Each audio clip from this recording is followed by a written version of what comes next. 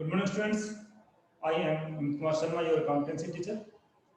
और आज हम स्टार्ट करेंगे अकाउंट्स के कुछ इंपॉर्टेंट वर्ड्स जो नंबर ऑफ टाइम्स अकाउंट्स में यूज किए जाएंगे, इसके बिना अकाउंट्स इनकम्प्लीट है। अब वो वर्ड्स क्या क्या है, वन बाय वन हम उनको डिस्कस करेंगे, क्लियर करेंगे। First, capital. First, capital. Hindi में कैपिटल को हम क्या कहेंगे? हम कहेंगे पूंजी। But what is the capital? पूंजी किससे कहते हैं? What do you mean by capital?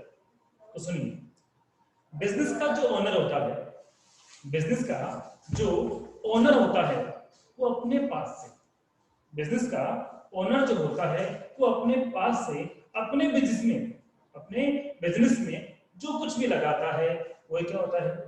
Capital होता है। whatever is contributed by the owner of the business, that is called capital. Business का ओनर लगा रहा है किसके अंदर? बिजनेस के अंदर। कुछ भी लगा है, whatever कंट्रीब्यूट जो भी लगाता है वो सब क्या है? वो पूंजी है। कंडीशंस क्या है? कौन लगाए? बिजनेस का ओनर लगाए। किस में लगाए? बिजनेस में लगाए। किसका होना चाहिए? ओनरशिप किसकी होनी चाहिए? बिजनेसमैन की ही होनी चाहिए। किसी और से लेकर लगा रहा है तो वो कैपिटल नहीं है, वो जस्ट लाइक अ लोन है, वो लोन कहेंगे हिंदी में। कि व्यापार का जो स्वामी है, मालिक है, अपने पास से अपने व्यापार में, बिजनेस में जो कुछ भी लगाता है वो क्या होता है? वो कैपिटल होती है। क्लियर? समझ में आ गया बात? चलो ध्यान रखना, फिर से रिपीट करता हूं। व्यापार का जो ओनर है, बिजनेस का जो मालिक है, वो अपने पास से बिजनेस में कुछ भी लगाता है वो सब क्या होता है? कैपिटल होता है।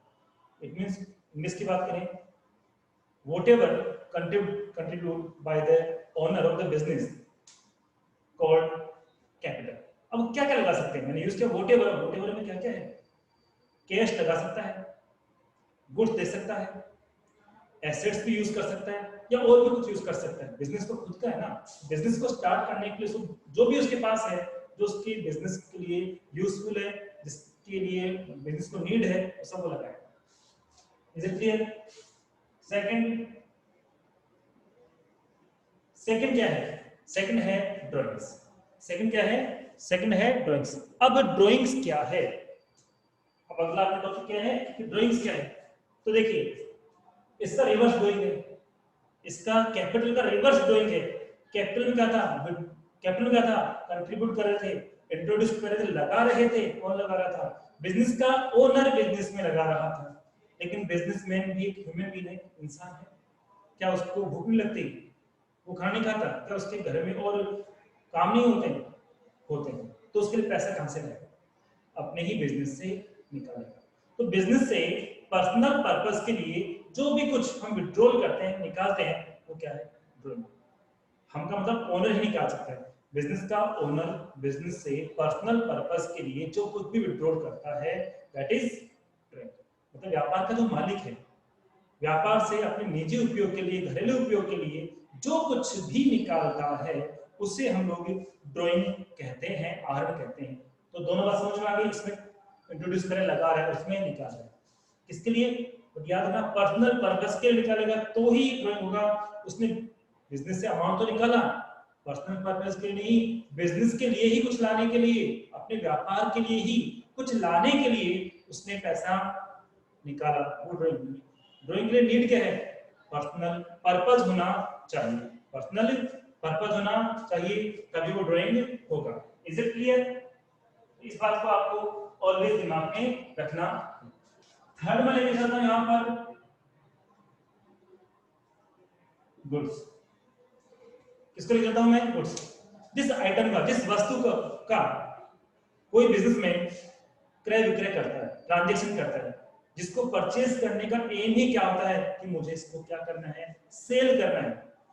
जैसे एक शॉपकीपर है, डिपार्टमेंट स्टोर रखता है, और वो कोई पेन रखता है अपने पास, जनरल डिपार्टमेंट स्टोर के पास पेन भी रखते हैं, पेन रखता है।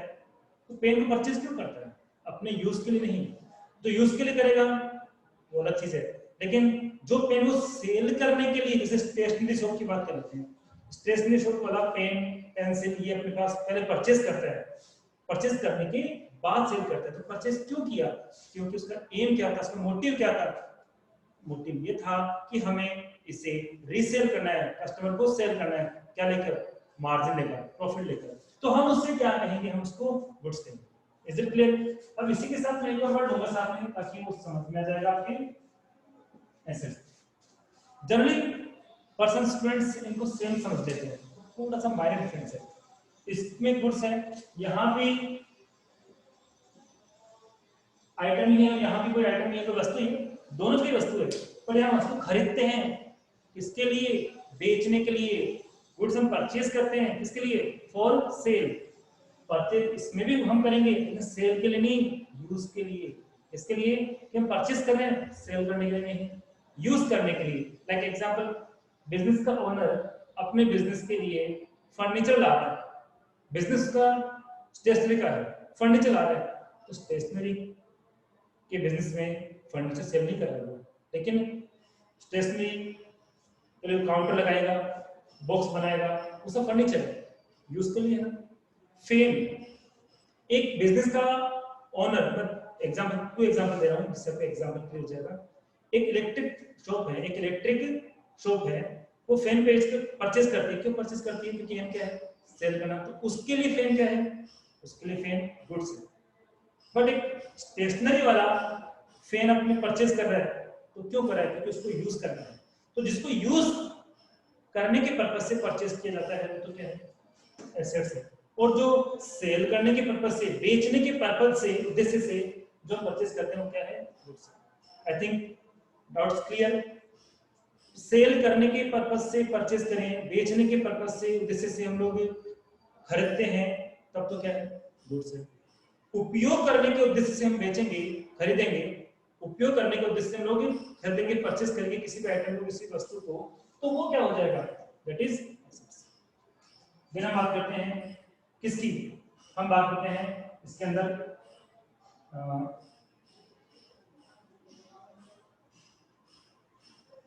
परचेज की।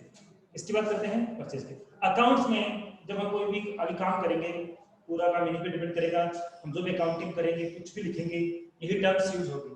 तो वहां पे वैसे हम जानते हैं कि परचेज को हम क्या बोलते हैं? बाय भी बोलते हैं, लेकिन अकाउंट्स इसका यूज नहीं करता है एंट्री के अंदर। जो लिखेंगे ना अकाउंट्स में, इसको रिप्लेस किससे किया गया है? परचेज को।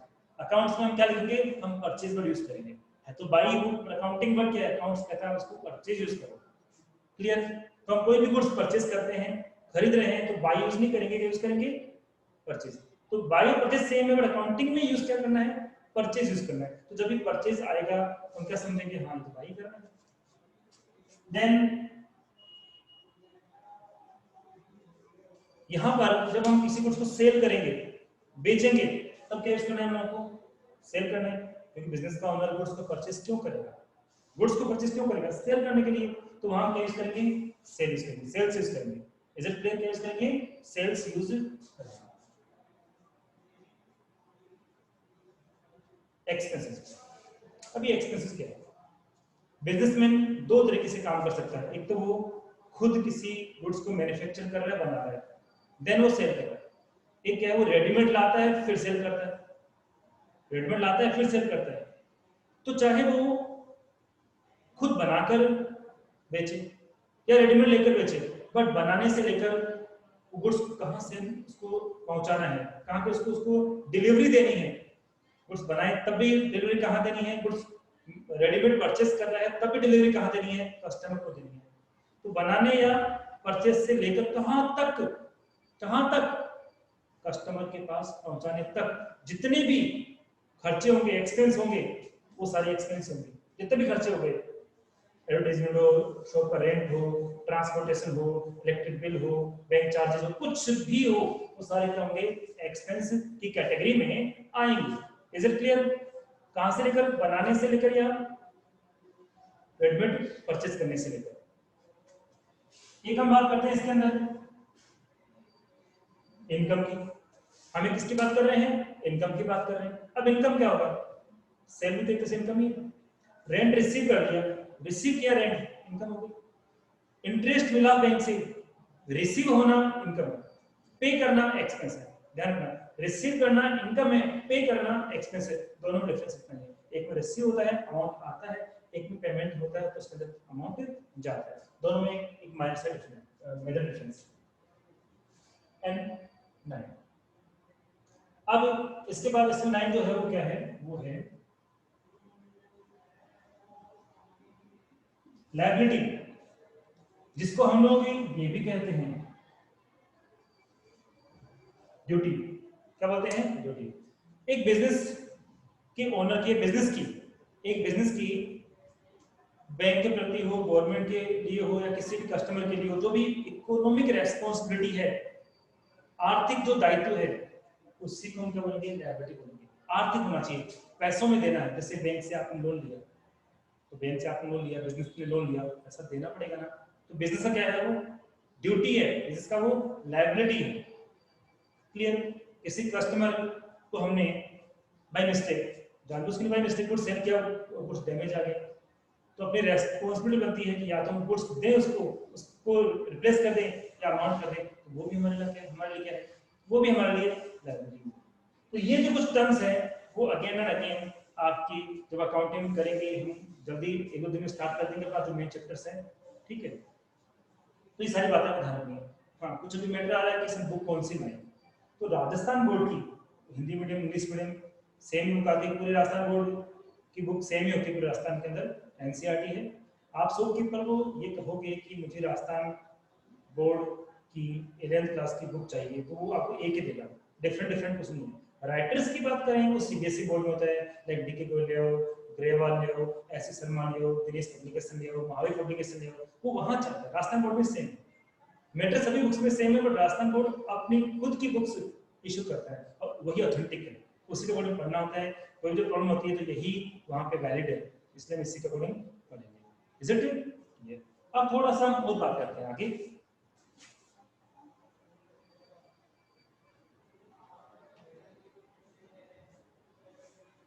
जो आज मैं आपको पढ़ा रहा हूँ, ये आपको एज ए नोट्स मैं व्हाट्सएप पे सेंड कर दूंगा।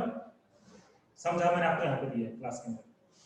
अब मैं एक तो छोटी सी चीज रिवाइज करूंगा, तो मैंने पहले बताया था आपको, रिवाइज इसलिए कर रहा हूँ कि इसके बिना अकाउंटिंग इनकम्प्लीट है, अधूरी है। बट पॉइंट क्या है, types of account. How many types of account? There are 2, personal, impersonal. How many types of personal account? Personal account has no any other parts, but impersonal account has 2 sub part, real and nominal. Personal में क्या होता है, 4 transaction की बात की थी मैंने कि किसी पर्सन को इफेक्ट करेगा, किसी इंस्टीट्यूशन को इफेक्ट करेगा, कैपिटल को इफेक्ट कर सकता है और क्रेडिट को इफेक्ट कर सकता है, ठीक है। फिर मैंने नोट्स में बताया था कि रियल में क्या होता है। रियल अकाउंट में कोई आइटम इफेक्ट होता है, रियल अकाउंट में कोई आइटम इफेक्ट होता है, कोई वस्तु आती है, इसलिए रियल अकाउंट को हिंदी में वस्तुगत बोलते हैं, बस इंग्लिश में रियल अकाउंट को और किस नाम से जानते हैं। रियल अकाउंट को हम लोग प्रॉपर्टी अकाउंट भी कहते हैं, और हिंदी में हम इसको वास्तविक अकाउंट भी कहते हैं, खाता भी कहते हैं, और वस्तुगत खाता भी कहते हैं। यानी किसी न किसी वस्तु की बात आएगी, एसेट्स हुआ, कैश हुआ, ये सब क्या है, वस्तु जिसको हम लोग हाथ में छू सकते हैं, टच कर सकते हैं, वो वस्तु। तो जहां ये वस्तु आ रही है, जा रही है, तो वस्तु अपने आप में क्या है, वस्तु अपने क्या है, रियल अकाउंट। क्लियर।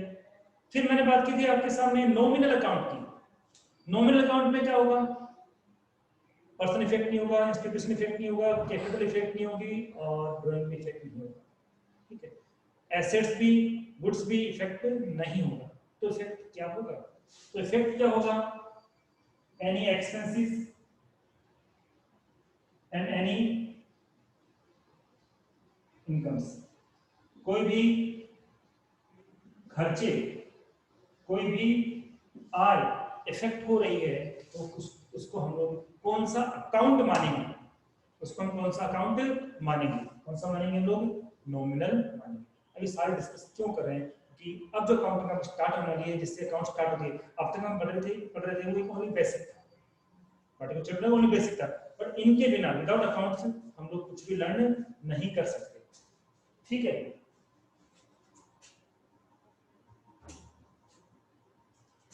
ओके।